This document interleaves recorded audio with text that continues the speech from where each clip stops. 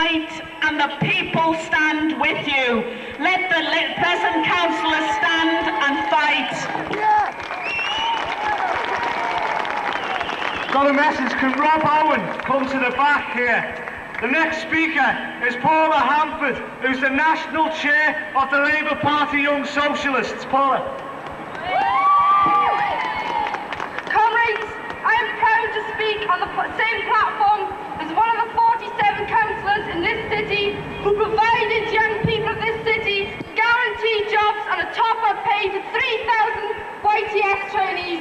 And we have to say that if our leaders, the Labour leaders, fought with the same determination as those people had, then it wouldn't be the 12 whinging Oxford and Tory councillors who would be on television. It would be our Labour leaders who would be on the television calling for mass non-payment of the poll tax. But let that woman be warned. Let Thatcher be warned. It won't just be those 12 Oxfordshire Tory councillors. When we're finished with organising this movement, it'll be 12 million people who won't pay the poll tax for a forced the Tories out. It's the 11th year of this government, and the Tories have waged a relentless war on young people. They've forced us onto slave labour YTS schemes. They've abolished the wages councils, forcing young people into poverty jobs, and they're trying to cut our access after education, and now we have the poll tax. And if Thatcher thinks that young people on 70 or 80 pounds a week is going to pay 10 pounds for the poll tax, then she's got another thing coming, because the movements that have taken place over the past week will hopefully mean, and the movements that are going to take place will hopefully mean that Thatcher will do a Noriega, will flee from this country. You know, the Tories have spent £10 million on publicising the poll tax, £10 million on trying to make us see how the poll tax is going to benefit us. But it hasn't exactly got us very far, has it? Because the movements that have taken place, particularly even amongst the Tory Blue Ridge Brigade, have shown have proved that Thatcher has become the Alex Ferguson of politics, that she spent millions of pounds, but she's still not winning a thing, and she won't win the poll tax. This turnout, the turnout of this demonstration, has shown that all the publicity in the world will not make young people pay the poll tax. This demonstration is not just about the poll tax. It's about decent jobs for young people. It's about decent education for our young people. We can't just stop at this demonstration. Young people have to be organised. I would urge all the young people here to join the Youth Rights campaign to get a decent future for yourselves. Because we're not just going to see, because we're now going to see people's power in British style. If the youth in South Africa can face the bullets and the bombs, if the youth in Romania can face Ceausescu's security police, then let Thatcher be warned. The youth are the forefront of a mass army that we're going to take to beat the poll tax and get rid of this Tory government once and for all. Join the Youth Rights campaign. Any young people out there, join the Youth Rights campaign. It's our future. We've got to fight for it, and we've got to change this system.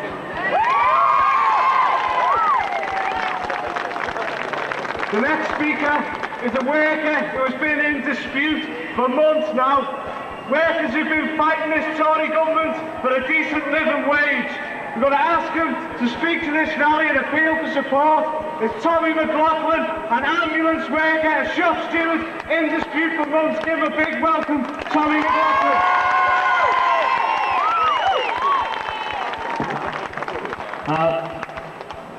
I stand here today feeling very, very angry that after 6 months where the government have tried time and time to beat us, and we haven't been beaten, but we stand here today and we're being given by our leadership the biggest sellout of workers ever, because for 6 months we've been fighting against the government, fighting for a pay policy that would take us away from this action of strike action, so we would be linked with fire workers and with the police all over this country. Our leadership came out of a meeting last week waving pieces of paper and saying they drove a coach and horses through the government's pay policy. It was a tremendous and staggering deal. It was the same deal we were offered 9 months ago, and we've refused to accept it, and we're not going to accept it at all. We're standing and we're going to keep fighting until we win what we set out to do.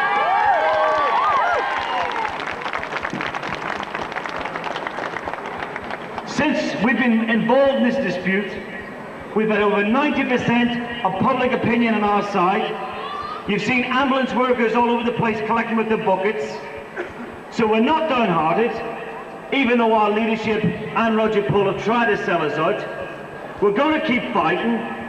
We've seen a tremendous demonstration here today. We had a tremendous demonstration in January. We called upon the TUC to call for a one-day general strike in support of ambulance workers.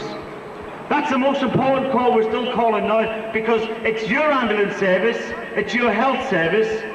I encourage you to go back to your unions, still call upon the TUC, because we can see an end to this dispute, a successful end to our dispute, because if we lose this dispute, we'll see the government take apart the ambulance service bit by bit. We're not prepared to see that. We're prepared to keep fighting. Roger Poole has actually said, we on Merseyside haven't done anything for the last 6 months, and that's what we've just jumped on the bandwagon at the end. We've had workers here in Liverpool off pay for the last 3 months. If that's jumping on the bandwagon, I suggest to him for him to give up his wages for the last 6 months and give it back to ambulance workers, and then we'll talk about getting off fences.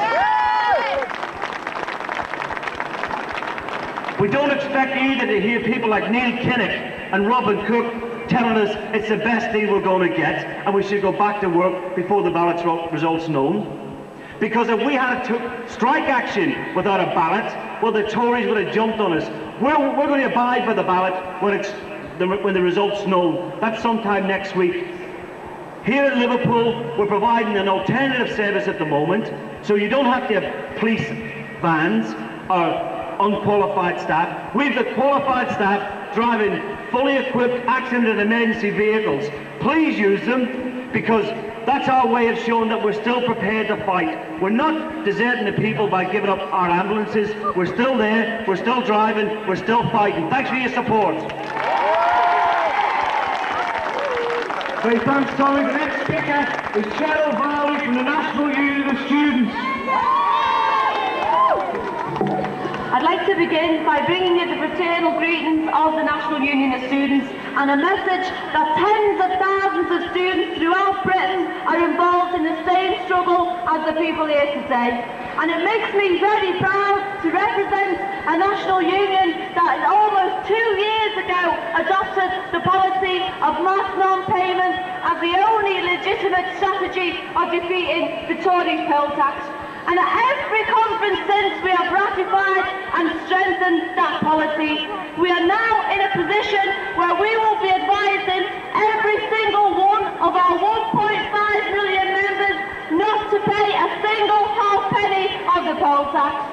When we put that call out in Scotland, then tens of thousands of students responded by not paying. We are absolutely confident that the same will happen in England and Wales, and the tens of thousands of students in Scotland will be joined by tens of thousands more in England and Wales.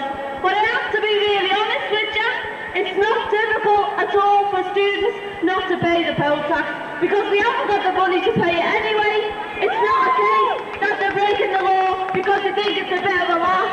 It's a case that they can't afford this Tory law. They have no ability to pay the poll tax whatsoever.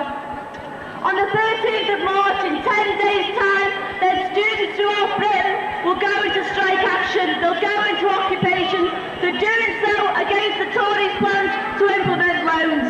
Because we believe if loans are implemented, then the universities will become the preserve of the sons and daughters of the rich. Whereas the children of the working classes will be herded out of education and onto cheap labour schemes. We are not prepared to see that happen. We will struggle against the loan bill all the way, but at the same time, we the poll tax. We will not separate the two, because we understand the best possibility of defeating this government is on the issue of the poll tax. In finishing, I'll just say this. Now more than ever, we have to have absolute confidence in our ability, absolute confidence in our ability to defeat this government, to defeat the poll tax. We have the power to do that. Victory is within our grasp. Let's seize it. Right, thanks, Cheryl. The next speaker is from a trade union which represents workers who will be responsible for collecting the poll tax. His name is Roger Bannister. He's the broad left candidate for the General Secretary's position of NALGO. If we can get a worker such as Roger Bannister in the leadership of NALGO, then that's one more nail in the coffin of the Tory poll tax. Roger Bannister. I was speaking to NALGO members in Barnsley this week as part of my election campaign, and one of them asked the question to the candidates: how can we defeat the poll tax? And one of my political opponents in that campaign said if anyone knows how to defeat the poll tax, they should tell Neil Kinnock and the Labour leadership. And my answer to the question was, we do know how to defeat the poll tax. It's mass non-payment, it's industrial action. And the problem we have in local government is that Neil Kinnock and the Labour leadership aren't interested in defeating the poll tax. People have said to me that if mass non-payment takes off, there'll be no money to fund local government workers' jobs and the services will collapse. But in actual fact, the boot is on the other foot, because you've seen councils like Manchester, Leicester, Bristol, the London Borough of Newham talking about making millions and millions of pounds worth of cuts, closing down entire departments in their authorities in order to keep the poll tax low. And in reality, if the poll tax is enforced on us, local government jobs will go by the million in Britain, and the services on which you depend will be slashed as part of the poll tax forced on you by the Tory government. We've heard today about Thatcher's darling council in Wandsworth setting the lowest poll tax in Britain. That's been done over the years through an absolute ruthless attack on services that ordinary people depend on, that the vulnerable sections of this community in Wandsworth depend on. That's been done on the privatisation of the bin service, the privatisation of refuse collection.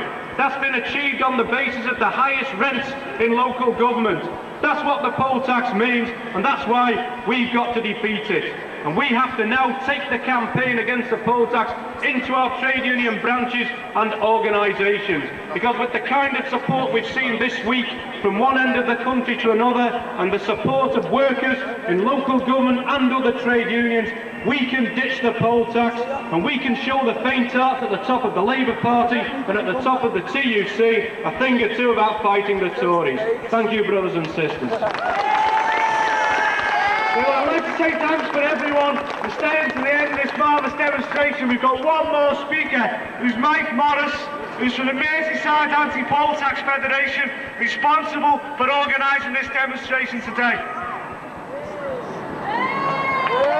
Brothers and sisters, Nelson Mandela has been released from prison in South Africa after 27 years because of the mass movements taking place in South Africa.